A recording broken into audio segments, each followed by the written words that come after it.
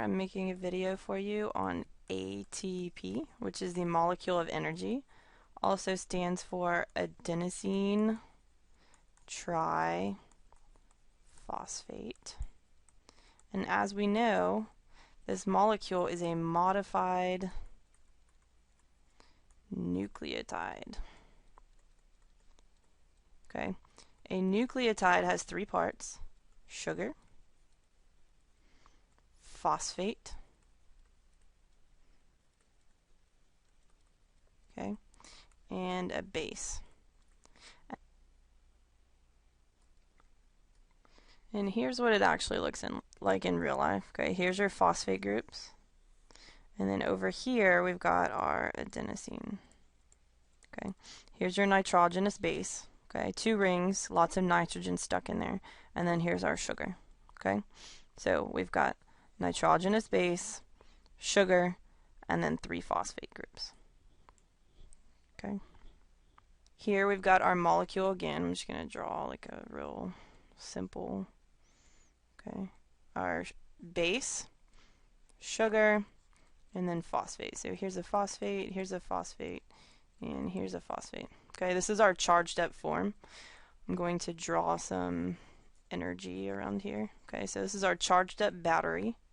When we use this in the cell for any sort of chemical reaction, we are going to cleave this bond. Okay, and cleaving this bond does require some energy because all bonds, when they are broken, require some energy to break. Okay, but what we have left over is exactly the same thing. Okay, so here's our base, our sugar, and then our phosphate groups. Okay, so now the only difference is we don't have this phosphate group attached. We are missing a bond here. Okay, so what we're going to do is name this adenosine diphosphate because there's only two.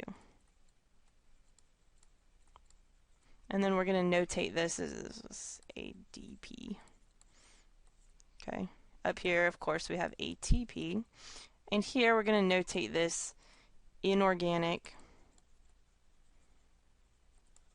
phosphate. Okay, and it's just P sub I. So we draw our eyes like this, a little bit crooked so you can tell it's an I. Okay, over here, when we've broken this bond, then all of this constrained energy, because remember these oxygens up here, okay, are all very, very electronegative. There's a ton of electrons, okay, over here. So we've got extra electrons. We're typically double bonded to phosphorus up here, so we're going to use these, but we still have all these free electrons over here. Okay, so there's a ton of electrons. They're shoved next to each other. They don't like to be together. And when you release that bond, all of that energy that's pent up, okay, by forcing this phosphate group on, is going to be released. So when that happens, we've got ADP and phosphate. We need to recharge back to ATP.